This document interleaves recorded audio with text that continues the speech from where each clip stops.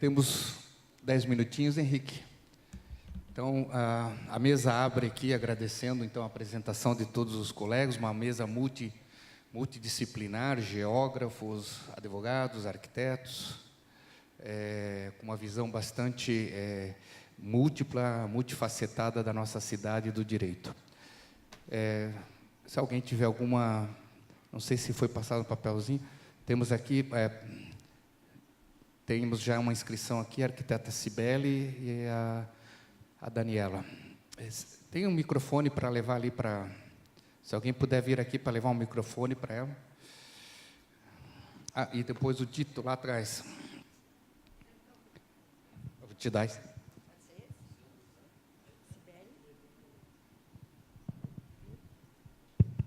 Então, bom dia a todos. Aqui é a Cibele da Prefeitura de Florianópolis. Posso fazer a pergunta? Minha pergunta, eu acho que é para a mesa toda. Nesse novo cenário que se coloca da nova legislação, considerando que a gente passou anos tentando dizer que a regularização fundiária era plena, eram as 4 funções, era o ambiental, era o urbanístico, e agora isso ficou completamente dissociado na nova lei, certo? De novo, a gente vai voltar atrás, tendo que dizer que, não, nós não queremos só o fundiário, nós queremos o urbanístico, o ambiental e o social também. Eu acho que os novos planos têm que pensar nesse viés, né, em tentar trabalhar a questão urbanística, e ambiental e social, e tentar que a fundiária esteja ali contemplada, mas não seja o foco principal. Dentro desse cenário, a gente coloca aqui em Florianópolis, por exemplo, os estudos que nós temos aqui da iniciativa Cidades Emergentes Sustentáveis, indicaram que 50% do nosso solo é ocupado não regularmente, ou a gente não tem registros na nossa mancha urbana de mais de 50% da área, em termos de aprovação de parcelamento do solo. Ou seja, eu tenho aí 50% desse território ou mais, talvez, ocupado de uma forma irregular, sem questões urbanísticas sendo contempladas, sem infraestrutura, e isso não é baixa renda, porque a nossa baixa renda é menos de 10% da ocupação do nosso solo urbano. Então, considerando tudo isso, né, esse cenário que a gente tem, que eu acho que se repete em outras cidades do Brasil, considerando que a comunidade hoje, em relação ao que o Edson colocou, o que a comunidade quer, a população quer, será que ela quer realmente a titulação? Que a gente tanto briga por ela, e quando a gente vê o relato de Salvador e os nossos relatos aqui, a gente não consegue que as pessoas entreguem os documentos para se fazer a regularização final fundiária, e quando a gente faz, eles não fazem o procedimento dessa continuidade, de se manter a regularidade fundiária. Quer dizer, qual é o caminho realmente que a gente tem que tomar, né, na questão do planejamento? Ir atrás dessa questão fundiária, ou é tentar resolver as questões urbanísticas e transformar essas áreas em cidade, né? Eu acho que é um dos meus questionamentos. Obrigada. Obrigado, Cibele. Eu já vou passar para a Daniela fazer a pergunta, depois o dito lá atrás, e aí nós encerramos, se ninguém mais, e depois tem uma colega, e depois todos vão fazer 1 minuto de encerramento, tá? Senão nós vamos perder muito tempo. Daniela. Bom dia a todos. Alô? Não? Está saindo.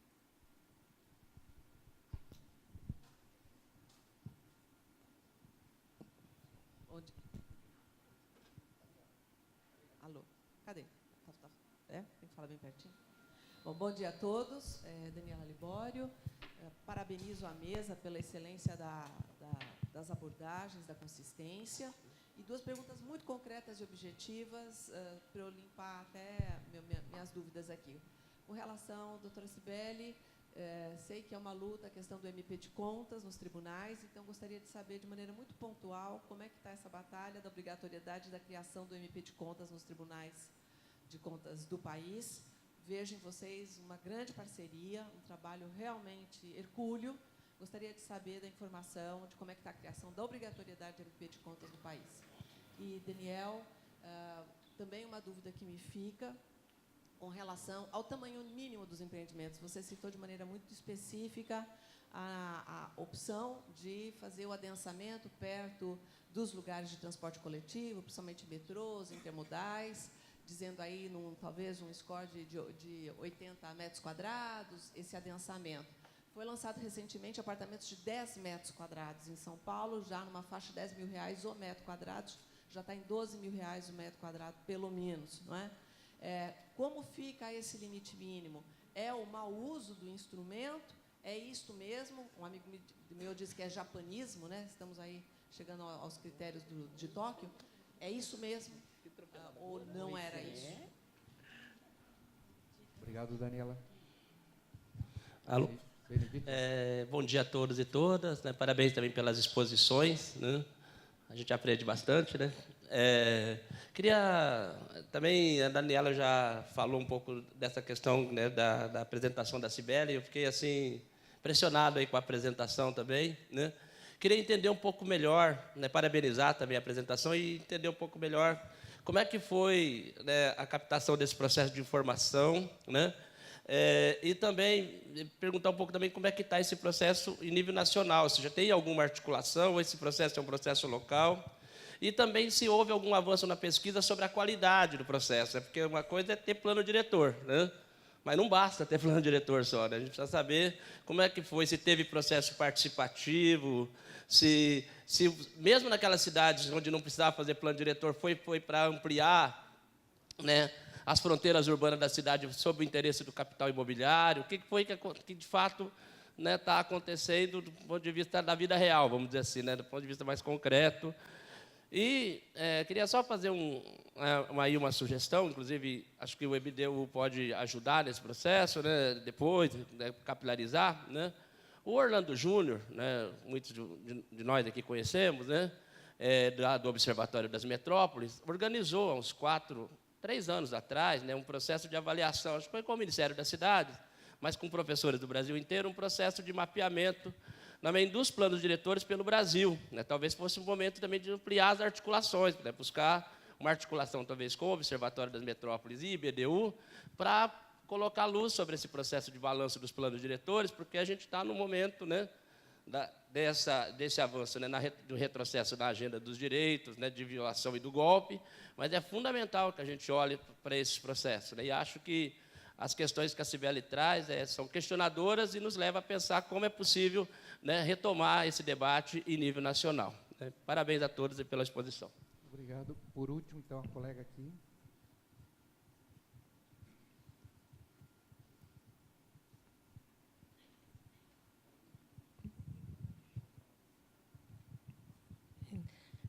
Se apresenta.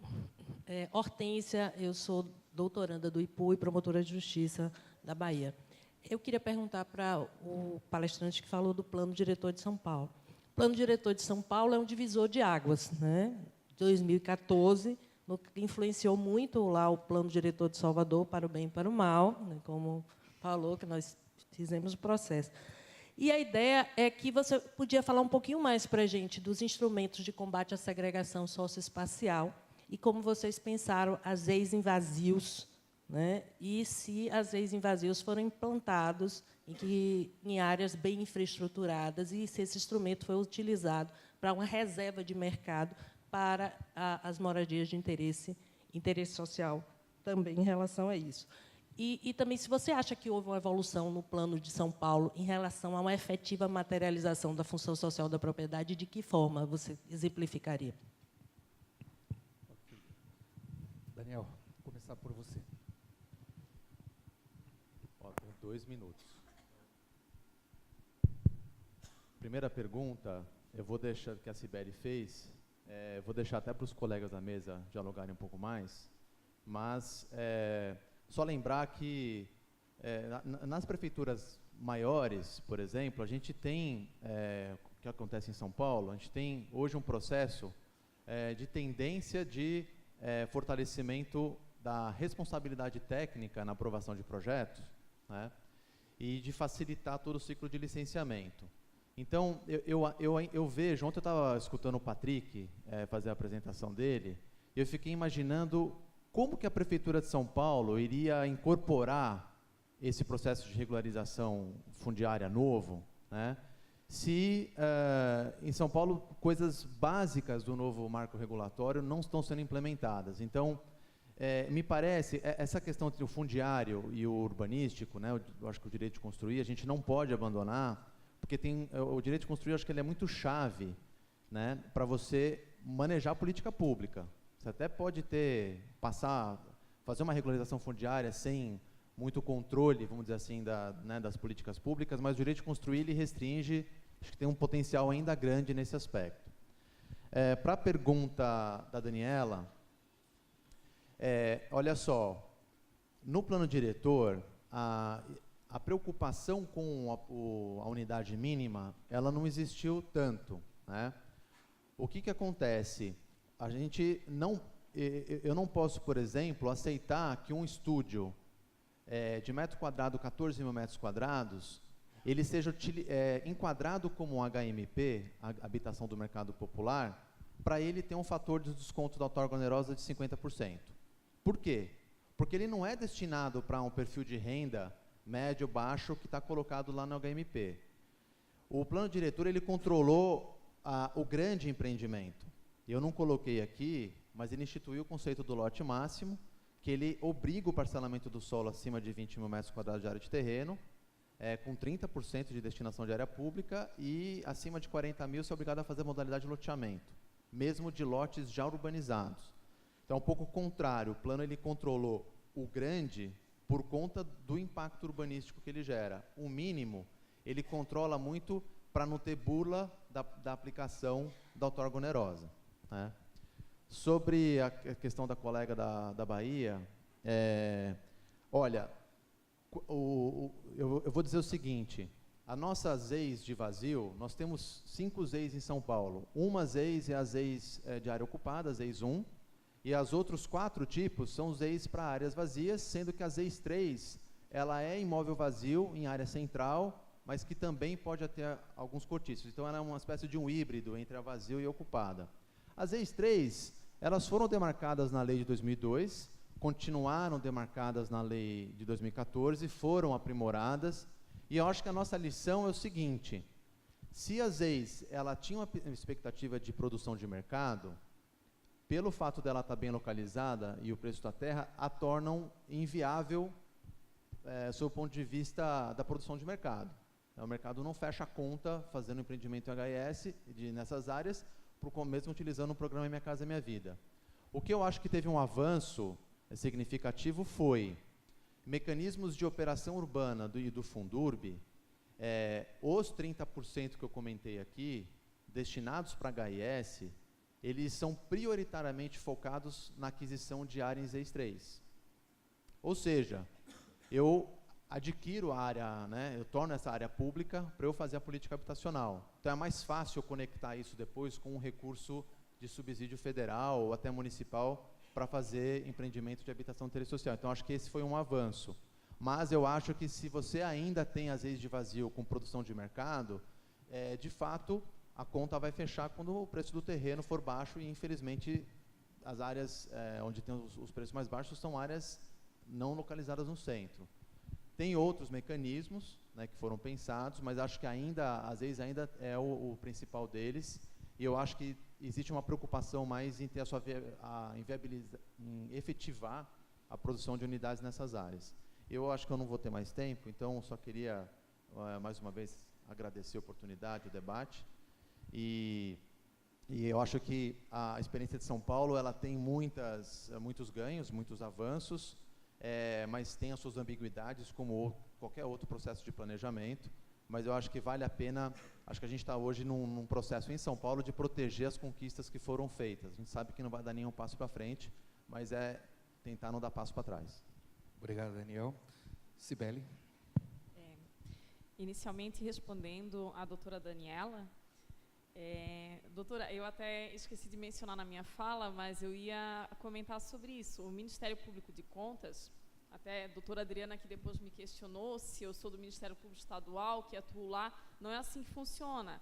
O Supremo Tribunal Federal decidiu que tem que ser feito um concurso específico para aquela carreira. Então, em todo o Brasil, isso ele decidiu no final da década de 90. A partir do momento que ele decidiu isso, procuradores de Estado, procuradores de Justiça, outros agentes públicos que ocupavam esse cargo, naturalmente se retiraram, se afastaram da função e os concursos começaram a acontecer no final da década de 90, início de 2000. Santa Catarina aconteceu em 2005, foi o concurso que eu ingressei. Né? Então, é um concurso específico para aquela carreira, é o que diz o Supremo Tribunal Federal. Hoje, o quadro no Brasil, todos os tribunais de conta têm o quadro do Ministério Público de Contas provido dessa forma, com concurso público específico, exceto o Tribunal de Contas do município de São Paulo. É o único tribunal que resiste ainda a abrir o concurso público, existe ação em andamento, né, com relação a isso. Até a última notícia que eu tive é que houve uma decisão judicial dizendo que ele não precisaria implementar a carreira, porque seria a criação de uma nova carreira. Isso é um absurdo, porque a própria Constituição definiu que o Ministério Público é íncito ao Tribunal de Contas, né? E se existe lá o Tribunal de Contas do município, que foi criado na época que se podia criar um Tribunal de Contas que não fosse só o estadual, né? Então, naturalmente, o Ministério Público de Contas já estaria contemplado lá, naquela resolução que criou o próprio tribunal. Então, infelizmente, o quadro é esse, o Brasil todo está ok, exceto o Tribunal de Contas do município do estado de São Paulo. Né? E com relação à dúvida do colega lá atrás, que infelizmente ele falou no início o nome, Benedito, tudo bem? Benedito, quero te agradecer a informação, realmente eu desconhecia a existência desse Observatório das Metrópoles, eu tenho bastante contato com os observatórios sociais, esse observatório especificamente aqui eu não tinha contato ainda, e o que eu posso dizer, o nosso trabalho iniciou agora, né, em maio de 2017, então nós estamos muito no início. O que nós entendemos que era prioritário agora é fazer o gestor entender que ele precisa fazer um plano diretor, porque a gente ainda está nessa fase inicial, né? A gente nem está falando de qualidade ainda, porque o gestor alguns, né, ainda não conseguiram entender a importância da existência do próprio plano, seja ele de qualidade ou não, né? Muitos ainda não conseguiram entender isso. Então, a gente está trabalhando nisso. No gestor entender que é obrigatório, que é importante, no tribunal entender que é fundamental fiscalizar. Essa é a etapa. É claro que é uma tendência natural que a próxima etapa seja a gente identificar a questão da qualidade também. E aí eu te agradeço a indicação, que com certeza eu vou entrar em contato com esse Observatório das Metrópoles, eu vou ver as informações que eles podem me passar também, e como a gente pode construir junto, que obviamente eu vou precisar da ajuda de especialistas, né, nessa área de urbanismo, para poder entender, criar uma metodologia para conseguir verificar a qualidade dos planos diretores. Isso seria uma próxima etapa. Tá bom? Obrigado, Cibele. Adriana? Eu vou pontuar rapidamente em relação à colega de Florianópolis. A minha experiência como diretora de regularização fundiária relativiza um pouco essa questão do querer ou não querer título. Eu acho que são tantas camadas de exclusões que a gente não consegue mensurar isso muito bem. Então, a gente percebia que em qualquer área que a gente trabalhava, a gente não conseguia fechar poligonal com mais de 60%. E a experiência demonstrou que quando a gente intensificou o trabalho da assistência social e fez um convênio com Pedro Melo, que era para fazer documentos, e também com a Defensoria Pública, esse índice cresceu. Então, aqueles que não queriam entregar documentos, muitas vezes é porque o documento estava no interior, não tinha como tirar a certidão, o outro não conseguia se divorciar, e por aí vai. Um dos casos que eu vi agora em Saramandaia, porque um dos contratos do saco plástico, como eu estava na área, eu fui convidada a ajudar a realizar. Né? E eu dizia, por que você não vai na prefeitura? Você é doida? Lá, esse imóvel é de alguém que morreu. Está tudo na confiança, vão pedir coisa, inventário, vai ter que pagar taxa, vai ter que fazer isso não é para a gente não, a gente vai resolver aqui. Quase ele estava querendo dizer que eu estava de má vontade de ajudar. Então, assim, eu acho que são muitas camadas de exclusão nesse processo de regularização, e essa questão da regularização é apenas uma ponta do iceberg. Então, talvez, nas urgências prementes, ela não se torne uma prioridade, e ela apareça, às vezes, como prioridade em momentos de deslocamentos forçados, que se tem o horizonte que o título pode vir a fazer algum tipo de diferença no processo ou resistência, ou até mesmo de valoração da indenização. Obrigado, Adriana. Passar para a Bárbara para considerações finais. Eu doei meus minutos para os colegas que tiveram perguntas diretas. Então, queria mesmo só agradecer a oportunidade da mesa, dizer que eu fico à disposição para perguntas, dúvidas, parcerias, e dizer um pouco mais detalhadamente que eu falei correndo sobre o livro 4 da série da Governança Metropolitana, que além dos capítulos de 12 regiões metropolitanas, que tem como data de referência o final de 2014, janeiro de 2015, que é a data do Estatuto da Metrópole, para frente, relatando aí toda a movimentação da adequação da sua estrutura institucional para a governança interfederativa e os processos de elaboração dos planos metropolitanos. Tem aí a expectativa de que no começo do ano que vem a gente já tenha 3 ou 4 planos metropolitanos prontos, que é Vitória, Goiânia, Rio e São Paulo, né? Esses dois aí, talvez sim, talvez não.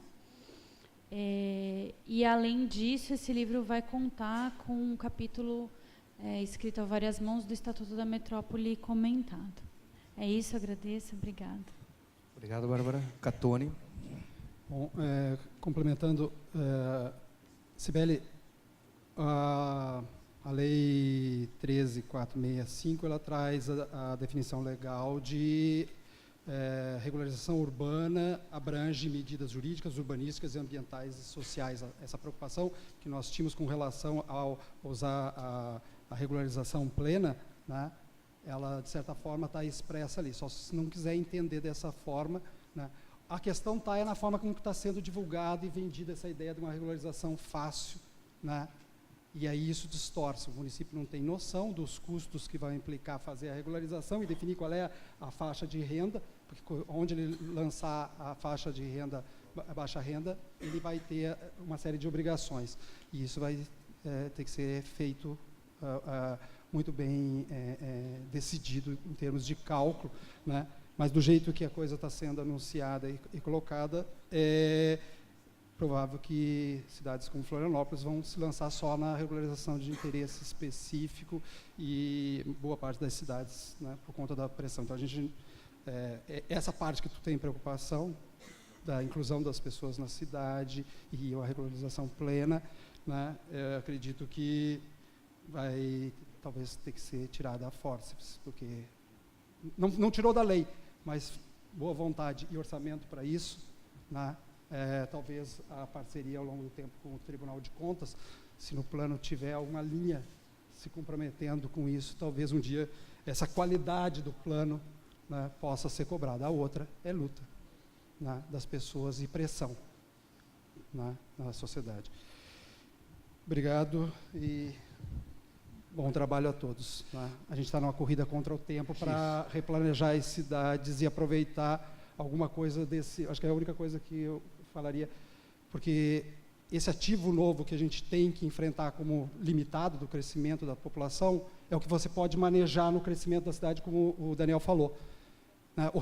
O mais é reurbanização, requalificação, regularização, né? Mas esse quase 1/3 de crescimento que vai acontecer em 2 ou 3 décadas, se não for bem manejado, você não tem, o passivo vai se aumentar drasticamente, além da ineficiência econômica dessas cidades, né, e da capacidade do Estado de arrecadar e prover esses direitos todos que a gente luta.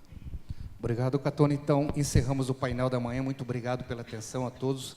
E a Lígia já está ali, prontidão para o próximo painel. Vai ter um intervalo... Vamos fazer só a transição de uma mesa. Então, quero agradecer a todos do painel.